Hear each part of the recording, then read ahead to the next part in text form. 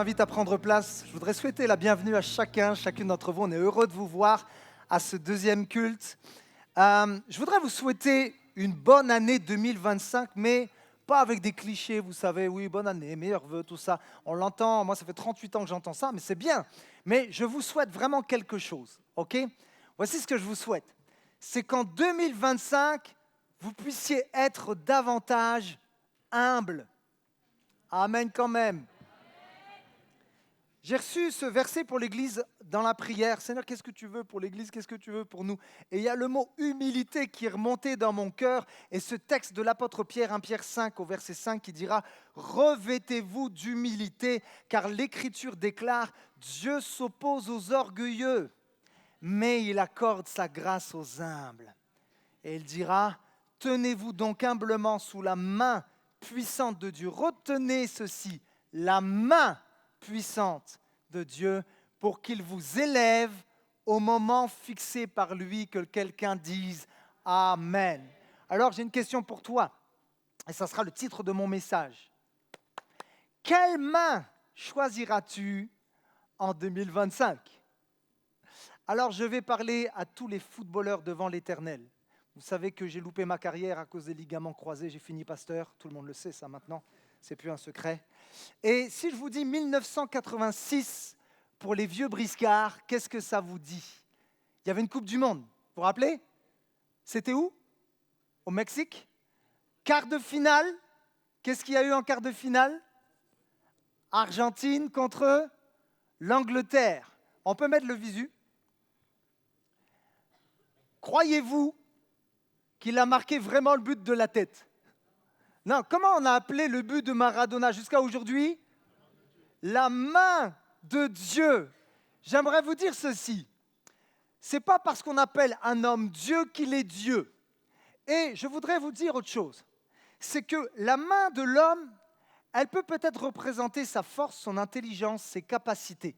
C'est vrai que l'homme, avec sa main, peut bâtir, peut construire, peut développer. L'homme peut faire des choses vraiment grandes et belles avec sa main. Mais j'aimerais te dire ceci, dans le monde spirituel, si tu veux servir Dieu et avoir un impact significatif pour 2025, il ne te suffira pas d'avoir la main de l'homme, il te faut la main de Dieu. Parce qu'avec la main de Dieu, tu pourras briser les plafonds de verre. Avec la main de Dieu, l'impossible devient possible, que quelqu'un dise Amen. J'ai noté ceci. En fait, la main de l'homme a une force limitée, mais celle de Dieu est illimitée. La main de l'homme est fragile, mais celle de Dieu est indestructible. La main de l'homme, s'il s'appuie seulement sur son intelligence et sur ses forces, au bout d'un moment, sa main l'abaissera. Mais qu'est-ce que la Bible dit au travers de l'apôtre Pierre? Celui qui se place sous la main puissante de Dieu, qui compte sur la main de Dieu, tôt ou tard, la main de l'Éternel l'élèvera. Que quelqu'un dise Amen. Alléluia. D'ailleurs, la Bible dira ni par force, ni par puissance, mais par mon esprit. Alors, que signifie la main de l'Éternel? Parce qu'il y a une signification. La main de l'Éternel symbolise le pouvoir d'agir de Dieu. Ça symbolise sa toute-puissance. Vous vous rappelez de ce texte qui dit « Ce que sa bouche a dit, sa main l'accomplira ». Il y a des choses que l'homme peut accomplir par sa main, mais il y a des choses qui sont impossibles de s'accomplir si la main de l'Éternel n'intervient pas dans ta vie. Et je prie qu'en 2025, ton ardent désir, plus que d'avoir un bon job, plus que d'avoir plus de finances, même si c'est peut-être la volonté de Dieu, mais je crois que ce qui doit brûler à l'intérieur de nous pour 2025, c'est de désirer ardemment la main de Dieu. Et c'est de ça qu'on va parler aujourd'hui. Alors que je lisais le livre d'Esdras il y a quelque temps en arrière, j'ai été interpellé par une expression qui est revenue à plusieurs reprises. Et cette expression, c'est celle-ci. La main de l'Éternel était avec lui. Et cette expression va revenir à 9 reprises, notamment dans le livre d'Esdras et Néhémie. Ces deux livres vont ensemble.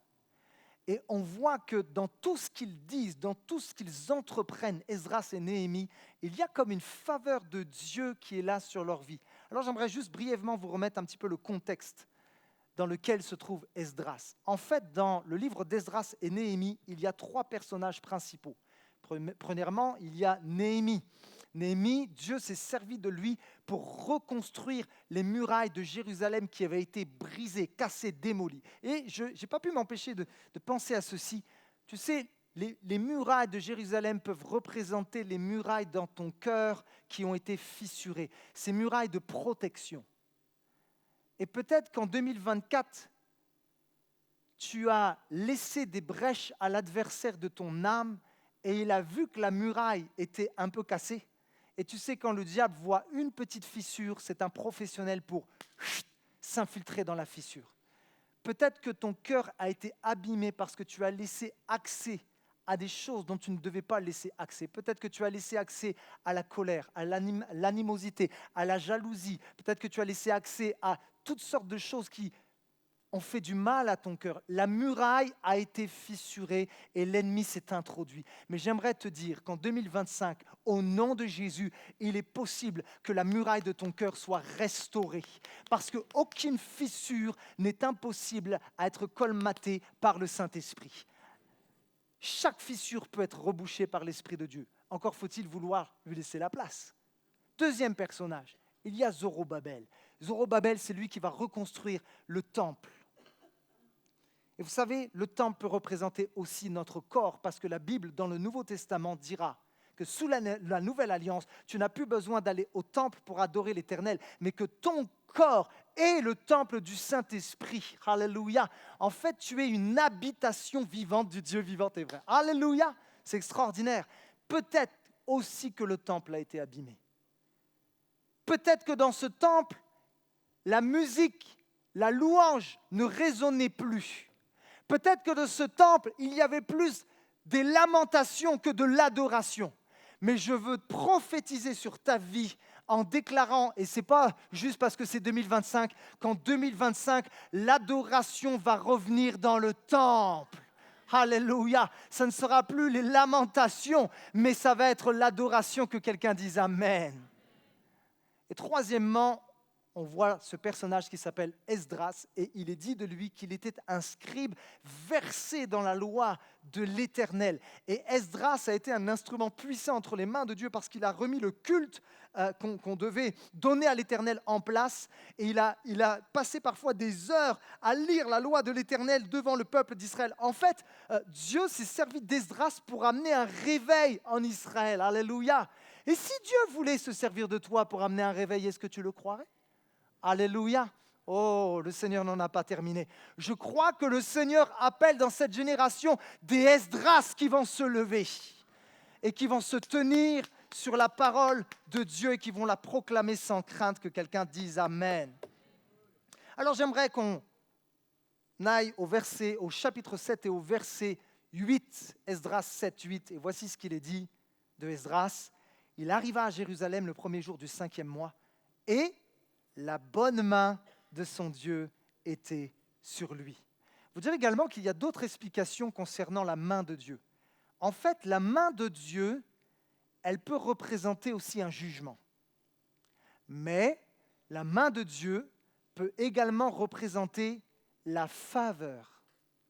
Et quand il est dit de Esdras et Néhémie, lorsqu'ils reconstruisaient le temple ou lorsqu'ils prêchaient la parole de Dieu, que la main de l'Éternel est avec eux, en d'autres mots, on pourrait dire la faveur de Dieu était sur eux, était avec eux. Et on peut voir dans les Écritures, que ce soit dans l'Ancien Testament ou dans le Nouveau, que en fait, Dieu va comme utiliser ses mains. D'ailleurs, on le voit sous le ministère de Jésus. Jésus a utilisé ses mains non pas pour frapper, non pas pour faire du mal, mais il a utilisé ses mains pour bénir. Il a pris les petits enfants qui se jetaient dans ses bras et il les bénissait. La Bible dit. Il a pris des gens qui étaient rituellement impurs et que personne ne voulait toucher. Et lui, il les a touchés. Toi qui te sens impur en 2025, toi qui ne te sens pas digne, les mains de Dieu veulent te toucher pour te sanctifier, pour te laver, pour te purifier.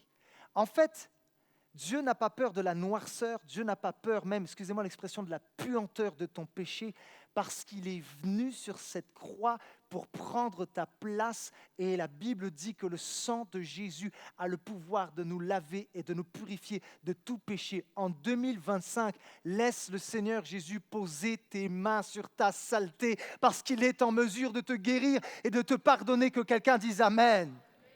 Il a utilisé ses mains pour toucher ceux que personne ne voulait toucher. Il a utilisé ses mains pour guérir les malades. Et ma prière, c'est que tu puisses dire, oui, en 2024, j'ai vu la main de l'Éternel, mais je verrai encore la main de Dieu sur ma vie en 2025. Je verrai la main de Dieu dans mon milieu professionnel. Je verrai la main de Dieu sur mes enfants, sur mon mariage. Je verrai la main de Dieu sur ma situation. Mais je voudrais ouvrir une parenthèse qui est très importante parce que parfois, on peut prêcher des mensonges. On pourrait croire que parce que tu es riche et en bonne santé, ça veut dire que la main de Dieu est sur toi. J'aimerais vous dire ceci. Il y a des gens sur cette terre qui prospèrent, qui sont riches et en bonne santé, mais ça ne veut pas dire que la main de l'Éternel est sur eux. Il y a des gens qui vivent des injustices profondes, qui passent même par la maladie. Mais j'aimerais vous dire, cela ne veut pas dire que la main de l'Éternel n'est pas sur eux. Comprenez l'idée? Attention à cet évangile de prospérité où seulement si tu es en bonne santé et riche et milliardaire, alors c'est que la main de Dieu est sur toi. Je peux vous dire une chose, regardez les histoires dans la Bible. On pourrait croire que la main de Dieu n'était pas avec Moïse. Ah, mais pourtant, elle a traversé la mer Rouge. On pourrait croire que la main de Dieu n'était pas avec David quand il s'est caché dans la grotte d'Adoulam. Mais finalement, David a fini roi. Les apparences sont parfois trompeuses. L'Éternel regarde au cœur. Alléluia. C'est important que je puisse le dire. Même si tu es au fond du trou, même si tu sembles être en 2025 dans une impasse, la main de l'Éternel est sur toi. Alors j'aimerais vous partager 2 principes importants concernant la main de Dieu, brièvement. Premièrement, c'est que la main de Dieu agira en fonction de comment tu réagiras. Parce que tes réactions ou tes décisions t'emmèneront toujours vers une destination. Alors j'aimerais vous parler d'une histoire que vous connaissez très bien dans les évangiles, où il y a des gars qui ont fait face à une impasse. Et ils avaient un ami qui était malade. En fait, il était paralytique. Et ils l'ont porté parce que, vous savez, je vous conseille une chose, ayez des bons amis sur lesquels vous pouvez compter. Et je prie, je n'avais pas prévu de dire ça, que dans cette église, parole de vie, ça ne soit pas juste un bonjour, un au revoir ou des connaissances. Dieu ne veut pas que tu aies juste des amis Facebook chrétiens. Dieu veut que tu aies des amitiés solides avec des chrétiens de cette église. Des gens qui seront capables, non pas de te juger, mais de te porter quand tu ne seras pas bien, quand tu seras malade, quand tu seras découragé. Oh, prie pour un ami de valeur selon le cœur de Dieu en 2025. Et Dieu va t'en donner. Amen. Oh, que des amitiés naissent dans notre église. Amen. Alors comme c'était des bons amis, ils ne l'ont pas laissé en galère. Ils l'ont pris et ils avaient entendu parler de ce fameux Jésus qui guérissait les malades. Alors, je ne sais pas combien de kilomètres ils ont fait à pied avec leur ami. Et à ce moment-là, Jésus se trouvait à Capharnaüm, dans la maison de Pierre. Et il enseignait. Et il y avait tellement de monde que les gars n'ont pas pu rentrer. Alors qu'est-ce qu'ils ont fait? Ils ont été malins. Ils sont passés par le toit. Pourquoi? Parce qu'ils étaient déterminés, ces gars-là, à voir la main de Dieu. J'aimerais qu'on puisse analyser un petit peu ce texte, si vous me le permettez, et qu'on fasse quelques observations. Première observation, c'est que si tu veux voir la main de Dieu, commence par bouger. Dieu est un Dieu qui fonctionne en collaboration. Ne crois pas qu'en claquant du doigt et en faisant juste une petite prière, en fait, Dieu n'est pas le génie de la lampe magique que tu vas frotter et puis qui va accorder tous tes vœux comme ça. Non, en fait, Dieu agit quand son peuple est en mouvement. Dieu est le Dieu du mouvement. La foi amène un mouvement significatif. La foi nous amène à emboîter le pas et à ne pas accepter la stagnation. Que quelqu'un dise Amen. C'est comme si Dieu veut nous montrer que la stagnation et le confort que l'immobilisme freine sa main. Et je veux prier et je veux déclarer en tant que pasteur de l'Église Parole de Vie, il est hors de question que nous soyons en 2025 une Église qui s'est dit, Seigneur, on a vu assez ta gloire en 2024, ça nous suffit, on en a eu assez. Je prie pour plus de l'onction du Saint-Esprit en 2025. Je prie pour une armée d'ouvriers qui va se lever en 2025. Je prie pour des baptêmes du Saint-Esprit en 2025. En fait, je prie pour une Église en mouvement. Parce que quand l'Église est en mouvement, alors le Seigneur lui fait grâce. Alléluia. Que notre Église soit préservée de la stagnation et de l'immobilisme. Et il y a un cri dans mon cœur. Oui, j'ai vu ta main, Seigneur, hier, mais je veux la voir encore aujourd'hui et demain. En fait, je ne veux pas me lasser de voir la main de l'Éternel. Et il y a un truc qui s'est passé. On est dans le texte et on observe. Qui y avait aussi, au moment où Jésus enseignait, toujours nos chers et tendres amis pharisiens? Ils étaient toujours dans le coin, ceux-là. Alors, je ne sais pas s'ils étaient dans la maison, parce que sûrement qu'ils devaient être un peu en retrait, mais qui regardaient. Et vous savez ce qui est vraiment dommage, c'est que les pharisiens étaient tout près de Jésus, mais ils n'ont rien obtenu de Jésus. Ils vont voir la main de Dieu pour les autres, parce que les pharisiens, comprenez ceci, ont vu des morts ressuscités. Ils ont vu des miracles extraordinaires. Ils étaient proches de Jésus, mais ils n'ont rien vécu avec Jésus. Cela me fait penser parfois à des personnes qui viennent à l'église, dans la maison de Dieu, depuis des années. Peut-être même tu es baptisé par immersion. Tu es là à la louange, tout ça, ça fait 10 ans, 15 ans, 20 ans que tu es chrétien.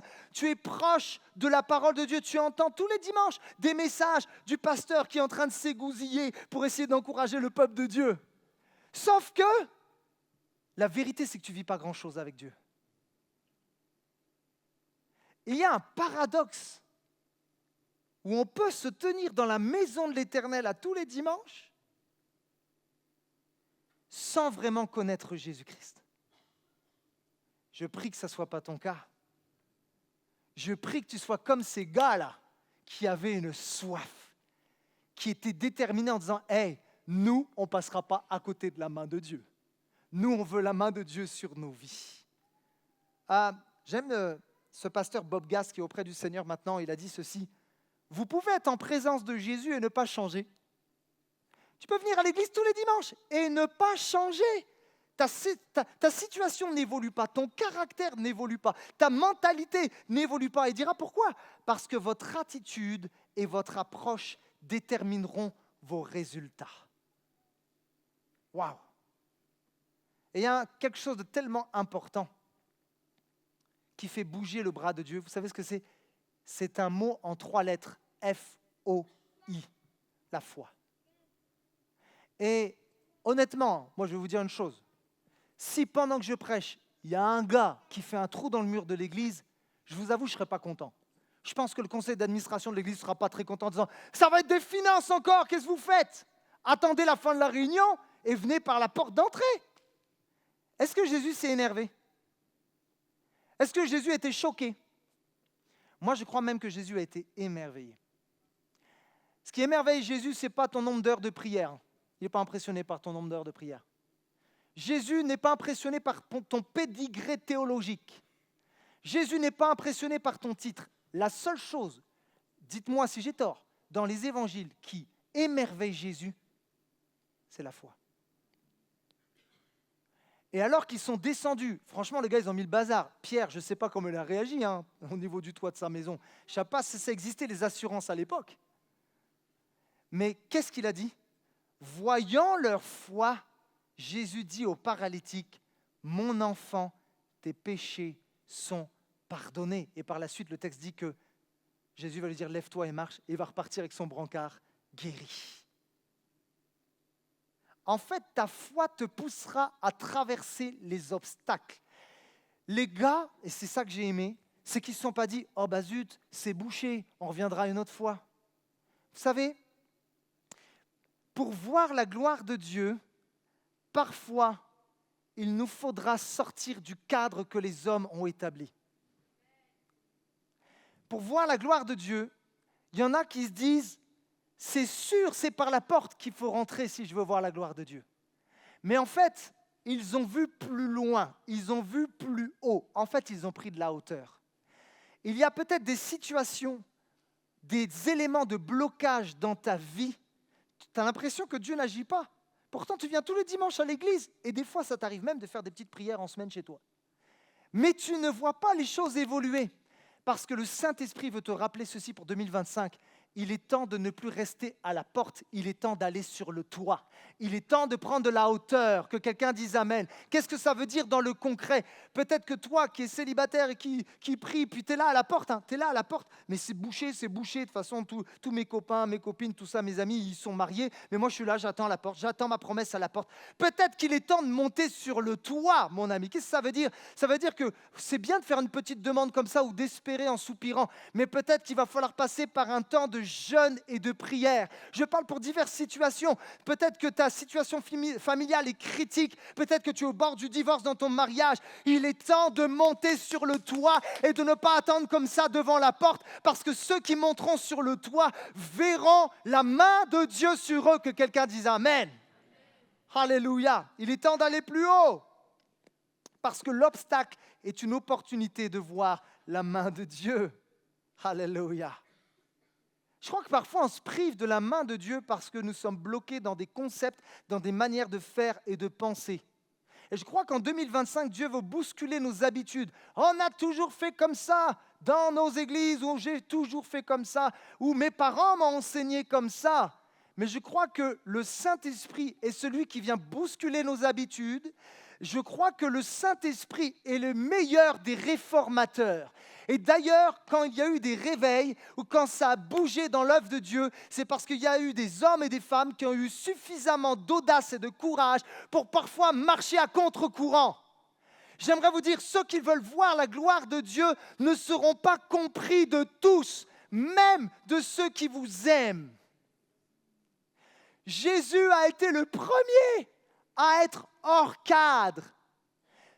Et parfois, on a peur que dans l'Église de Christ, on ne fasse pas les choses comme d'habitude. J'aimerais vous dire ceci, faire les choses différemment ne change rien à la nature de Dieu. Il a été dit de Jésus qu'il chassait les démons par Belzébul, alors qu'il était loin et que c'était par l'Esprit de Dieu qu'il le faisait. Es-tu prêt en 2025 à assumer d'aller à contre-courant, de sortir de cadre, d'aller sur le toit? J'aimerais vous dire ceci. Si tu veux une autre dimension, il va falloir un mot aussi, de l'audace. Parce que l'audace et la foi, c'est profondément en fait associé. Je sors de mes notes, mais je parle avec mon cœur. Je crois que parfois on est passé à côté de la main de Dieu parce qu'on a manqué d'audace. On a voulu rester trop confortable. On a manqué d'audace sur l'aspect financier. Je vous le dis. On a retenu au lieu de relâcher. On a manqué d'audace dans notre manière de prier. On a fait des petites prières, mais on n'a pas osé demander quelque chose à Dieu, comme si on avait rabaissé Dieu à notre niveau. Parfois, beaucoup de chrétiens se sont dit à l'intérieur d'eux, ils ne l'ont peut-être pas formulé, mais beaucoup de chrétiens ont vu ou se sont dit, il y a un grand diable et un petit Dieu. J'aimerais qu'on renverse la tendance en 2025. Le diable est rikiki par rapport à l'autorité, à la puissance et la gloire de Dieu.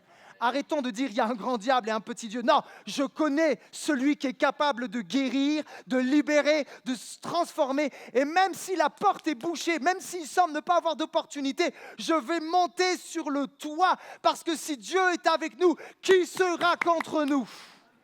Alléluia, alléluia. Il est temps de remettre Dieu à la bonne place, les amis. Mais la vérité, c'est que je n'aime pas changer les habitudes, moi le premier. J'aime quand je maîtrise et j'aime quand je connais les choses. Et une spécialiste qui change mes habitudes, c'est ma femme.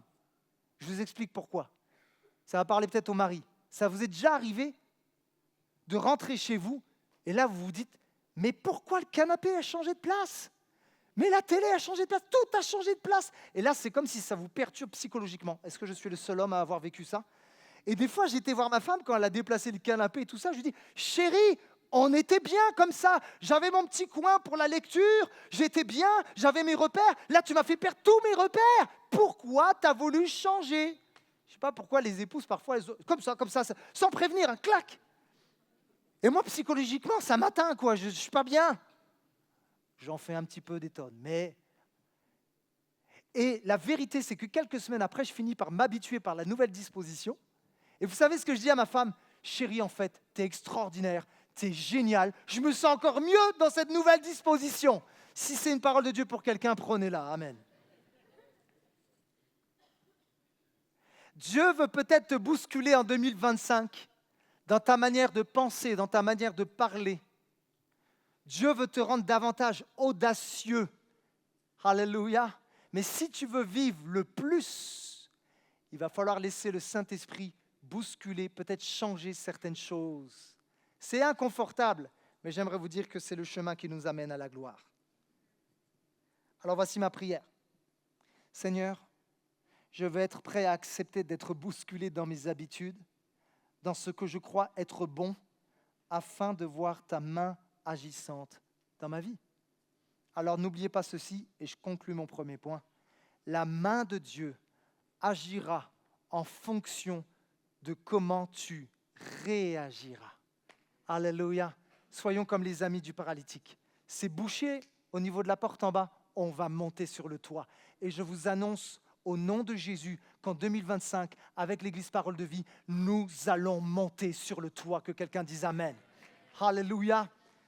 Et mon deuxième et dernier point, eh oui, en 2025, je prends des résolutions, je serai un petit peu plus court, en tout cas je l'espère. La main de Dieu, et ça c'est une déclaration, restera toujours, et ça c'est pour quelqu'un, cette parole, la plus grande. Revenons à notre bon ami Esdras.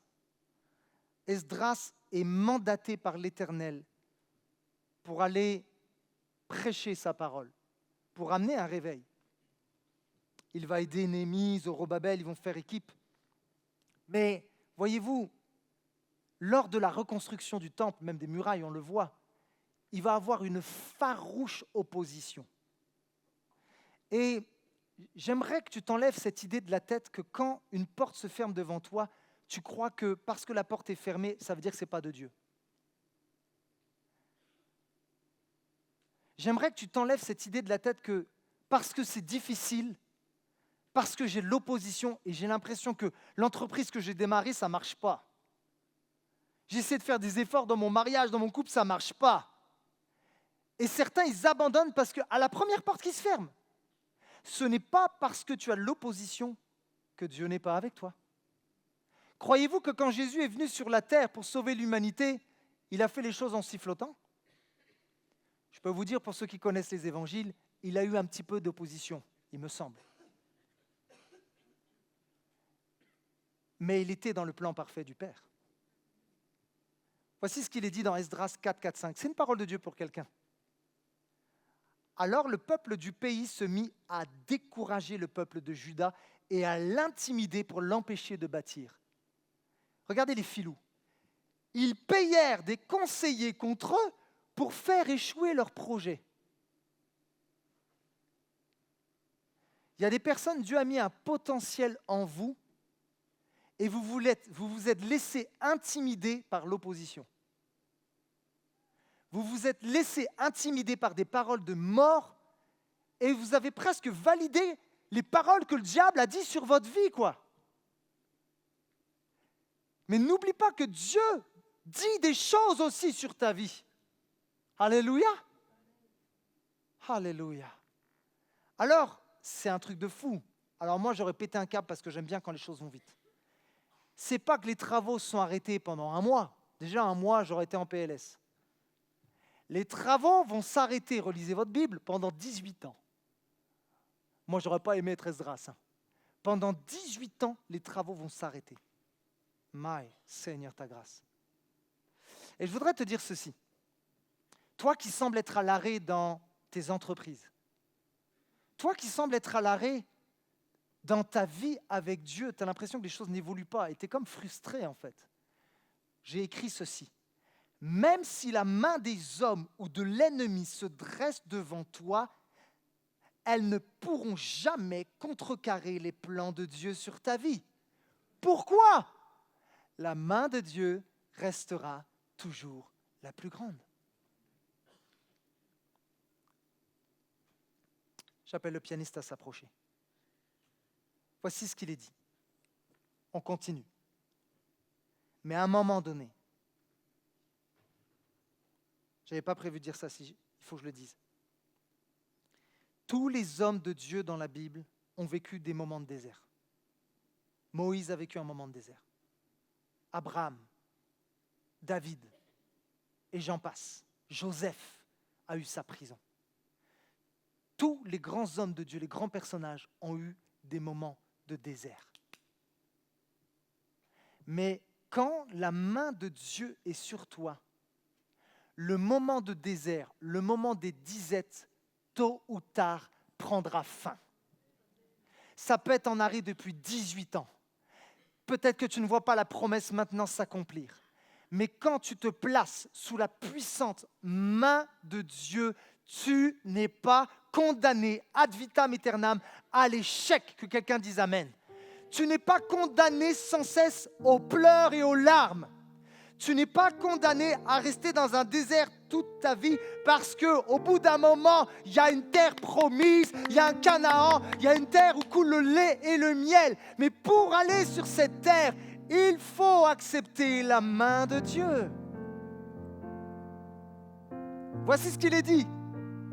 Esdras 7 au verset 6. Esdras monta de Babylone, s'était inscrit versé dans la loi de Moïse, celle que le Seigneur, le Dieu d'Israël, avait donnée. Comme la main du Seigneur, son Dieu, était sur lui, le roi lui accorda tout ce qu'il demandait. Qu'est-ce que tu n'as pas osé demander en 2024? J'aimerais encourager quelqu'un. Ce que tu n'as pas osé demander en 2024, ose demander cela à Dieu pour 2025. Pourquoi? Dieu agira selon la mesure de ta foi. Si tu demandes peu à Dieu, Dieu te fera en fonction de ce que tu lui demanderas. Vous vous rappelez cette image que j'avais donnée il y a quelques mois en arrière avec la réserve d'eau où il y avait une sécheresse et puis il y a quelqu'un qui va venir avec un gobelet, il va demander aux militaires de remplir le gobelet et il repart avec un gobelet. Puis à un moment donné, il regarde son voisin et il pète un câble. Bon, il devait être français. Comment ça se fait? Je vais aller voir les syndicats, tout ça. Lui, on lui a rempli une baignoire. Il va voir les militaires. Il dit, comment ça se fait que moi, vous m'avez rempli un gobelet et que mon voisin a une baignoire d'eau? Et le militaire va lui répondre, mais monsieur, on vous a rempli ce que vous nous avez présenté. Si tu passes ton temps à présenter un gobelet à Dieu, il te remplira le gobelet. Mais si tu viens avec une citerne, laisse-moi te dire, il y a suffisamment d'eau dans le ciel pour combler ta citerne, que quelqu'un dise amen. Alléluia. Et c'est ce qui s'est passé avec Esdras. À un moment donné, malgré la sécheresse, malgré l'arrêt, malgré l'opposition, la pluie du ciel a rempli son réservoir. Alléluia. Quand la main de l'Éternel est sur toi, tu n'as rien à craindre. Parce que c'est sa main qui fera un chemin, c'est sa main qui te protégera, c'est sa main qui pourvoira. Et Esdras va témoigner à un moment donné dans sa vie que la main de Dieu était sur lui et il dira ceci. Ça va s'afficher normalement. Béni soit le Seigneur, le Dieu de nos pères, qui a ainsi disposé le cœur du roi à donner de la splendeur à la maison du Seigneur. Dieu veut redonner de la splendeur à ton foyer. Dieu veut redonner de la splendeur à ta vie. Alléluia. Donner de la splendeur à la maison du Seigneur à Jérusalem et qui m'a accordé de la faveur devant le roi, ses conseillers, tous ses princes puissants, rendus forts par la main du Seigneur mon Dieu qui était sur moi. J'ai rassemblé les chefs d'Israël pour qu'ils montent avec moi. En fait, quand Dieu pose sa main sur toi, Dieu n'est pas pingre, Dieu n'est pas radin, mais comme Paul le dit, il fait au-delà de ce que nous pouvons penser et même imaginer. Je veux déclarer au nom de Jésus que certains, en 2025, vous allez être dépassés par ce que Dieu va faire dans votre vie. Vous le prenez ou vous ne le prenez pas, ça? Moi, je le prends. Alléluia. Quand la main du Seigneur est sur nous, il fait au-delà de ce que nous pouvons penser. Sa main peut contenir bien plus que n'importe quelle main. Alléluia. Alors, je vais conclure par une histoire. C'est un petit gars qui un jour va dans un magasin de bonbons. Et il aime vraiment les bonbons, comme tous les petits gars, normalement constitués. Et le vendeur, il trouve qu'il a une bonne tête et il se dit, bon, comme c'est la nouvelle année, je vais te faire cadeau. Tu es le premier petit garçon qui vient pour le premier jour de l'année. Donc, je vais te faire une suggestion, mon petit gars. Tu vois là, tous les bonbons, eh ben, tout ce que ta main pourra prendre, tu le prends et c'est cadeau, c'est pour toi. Mais le petit, il a beau être petit, mais il a de la jugeote. Hein. Il va répondre au vendeur, monsieur, moi, j'ai pas envie de prendre les bonbons avec ma main. Donc le gars est un peu interpellé, il comprend pas. Pourquoi tu veux pas prendre? C'est cadeau en fait. Je dis non, je prendrai pas les bonbons avec ma main. En revanche, je vous demanderai s'il vous plaît de prendre les bonbons avec votre main. Alors il comprend pas, il dit mais je comprends pas pourquoi tu te demandes. Parce que je me suis aperçu que en fait votre main est beaucoup plus grande que la mienne, monsieur. J'aimerais vous dire ceci. En 2025, ne compte pas sur la main des hommes. N'essaie pas de prendre des raccourcis pour essayer en fait d'effacer ton sentiment d'insécurité. Place ta confiance en l'Éternel, car celui qui se confie en l'Éternel prend son envol. Dieu renouvelle ses forces. Il y aura peut-être des propositions par les hommes, mais consulte Dieu avant, s'il te plaît. Consulte Dieu avant. Mais préfère la main de Dieu à la main des hommes. Et je voudrais terminer par cette déclaration qui va s'afficher bientôt. Soyons comme ce petit enfant. Choisissons la main de Dieu parce que la main de Dieu est assez grande pour te protéger. Amen. La main de Dieu est assez grande pour te bénir. Que quelqu'un dise Amen à n'importe quel moment. La main de Dieu est assez grande pour te consoler. La main de Dieu est assez grande pour te relever. Et la main de Dieu est assez grande pour stopper l'ennemi. Et que tout le monde dise Amen et acclame le roi des rois. Alléluia. Est-ce qu'on pourrait se lever maintenant? Et sans plus tarder, est-ce qu'on pourrait élever nos mains? Et vous savez quoi? On va joindre nos mains aux mains de Jésus. Seigneur, ma main, elle est trop courte. Franchement, cette situation, j'y arrive pas. Je ne sais pas comment je vais m'en sortir. J'ai essayé toutes les stratégies. J'ai essayé en bossant comme un acharné, mais j'ai l'impression que ça ne se débloque pas. Alors, en ce début d'année, ce début d'année civile, je m'y perds. Ce début d'année 2025, je vais joindre mes mains aux mains de Jésus. Amen. Alléluia. Est-ce que franchement, est-ce que tu pourrais dire Seigneur, prends-moi la main? Est-ce que tu pourrais lui dire ça? Prends-moi la main, Seigneur. Prends-moi la main, Seigneur. Prends mes mains, Seigneur. Parce que mes mains sont trop petites, c'est vrai. Franchement, je le reconnais.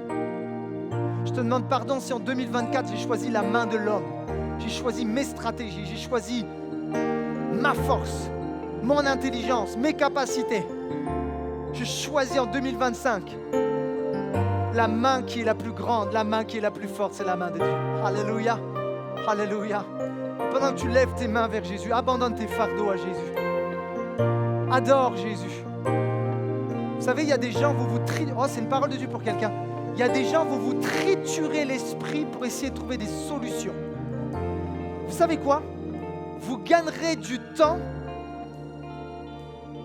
non pas en essayant sans cesse de trouver des solutions, mais je crois que vous gagnerez du temps plutôt en vous positionnant dans l'adoration. Vous savez quoi? Je crois qu'il y a des galères et des difficultés qui ne se règlent pas par la main de l'homme, mais qui se règlent dans la louange et l'adoration. Alléluia, alléluia, alléluia, alléluia. Et alors que tu choisis d'adorer en disant, Seigneur, je ne sais pas comment je vais m'en sortir financièrement, je ne sais pas comment, au niveau de mon foyer, au niveau de mon travail, ça va se débloquer, mais je choisis l'adoration. Alors on va adorer le Seigneur maintenant. Alléluia, alléluia, adore ton Dieu.